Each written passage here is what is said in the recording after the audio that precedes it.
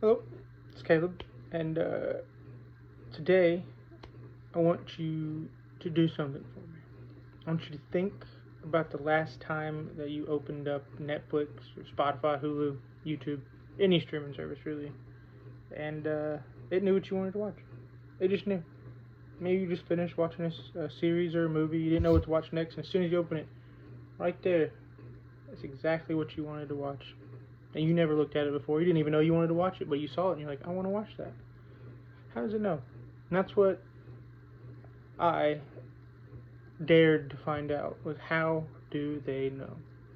So today I'm going to explain three things to everybody, and that is what do they learn from our activity? How do they use that to turn it into the recommendations that they give us? And what are the benefits and drawbacks that come with them doing that? So, first thing, let's look at the information that the streaming services collect from us. So every time you use a streaming service, you're giving it clues about what you like and what you don't like. Think about Netflix, for example. Netflix can learn from what you watch, how long you watch it, what you search for, and what you previously rated. Even something as simple as stopping a movie halfway through can provide information for Netflix. So according to them, its recommendation system, recommendations can be influenced by your viewing history, rating, information about titles, and even things such as the device you're using to watch. Imagine that you watch 3 crime documentaries in 1 week. Netflix now has a pretty good clue that you're interested in crime documentaries. So the next time you open the app, it's going to show you crime documentaries, right? Spotify works kind of the same way, just with music. There's your listening history and other signals about your activity and preferences. Streaming services can also compare activity with people who have similar interests. If thousands of people who like the same shows or songs as you also enjoy something you haven't tried yet, that system might recommend it to you because everyone else likes what you're liking. You're probably going to like what they're liking. So when you're just relaxing and watching a show or listening to music, your choices are helping the platform understand your interests. Now that we know what they collect, how do they use it? How do they turn it into that recommendation? This is where AI and machine learning kind of come into the picture. A recommendation algorithm can analyze patterns from huge amounts of users. It looks for connections between what you've enjoyed and what other people with similar interests have enjoyed. Here's an example. Imagine that you and another Netflix user have watched 5 of the same shows. The other person then watches a 6th show that you've never seen.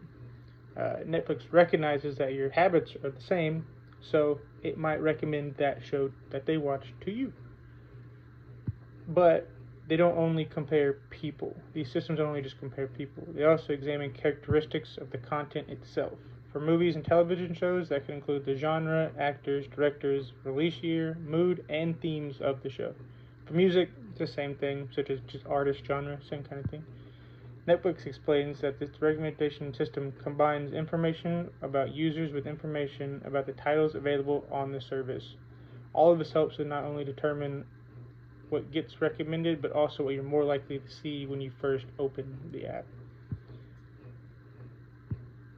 So that's how they turn it into the recommendation. So now we're going to talk about the good and the bad that comes with things like that. The first thing that's good, obviously, that comes with it is saves you time. We don't have time to be looking through all these shows and music when it can just recommend what it thinks we'll probably like, and most of the time we do like it. So that's the first big thing.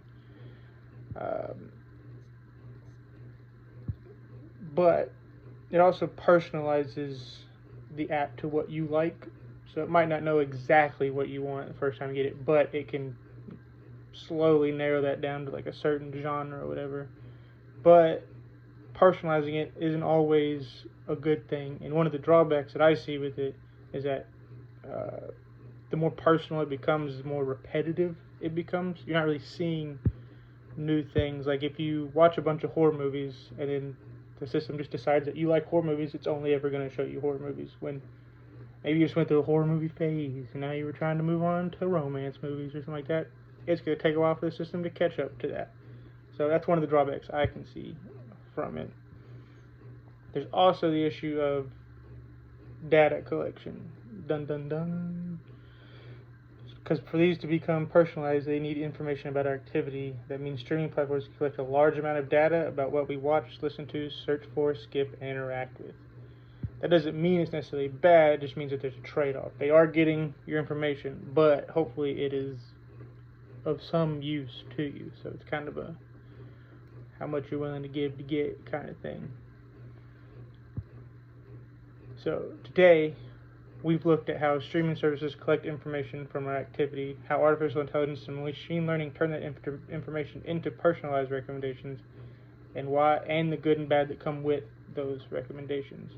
Recommendation systems can save us time and help us discover entertainment we might actually enjoy. At the same time, it can show us the same thing over and over again and keep us in our own little bubbles.